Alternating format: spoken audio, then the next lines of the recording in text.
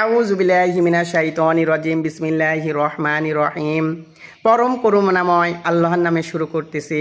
যারা আমার চ্যানেলটিকে এখনও সাবস্ক্রাইব করেননি অবশ্যই সাবস্ক্রাইব করতে পারেন, লাইক শেয়ার কমেন্ট করতে পারেন, ফলো দিতে পারেন। যারা এখনও ফলো দিননি আমার পাশে থাকতে পারেন, আমার ভিডিওগুলো নিয়মিত আপনারা দেখতে পাবেন।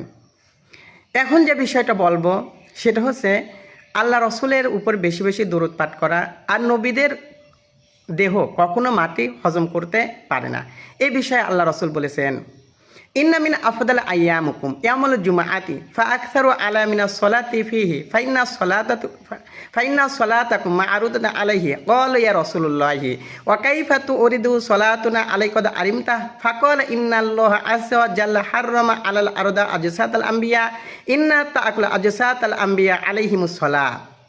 রাসূলুল্লাহ সাল্লাল্লাহু আলাইহি সাল্লাম বলেন, সর্বশ্রেষ্ঠ দিন শুক্রবার, সপ্তাহের ভিতর সর্বশ্রেষ্ঠ দিন শুক্রবার।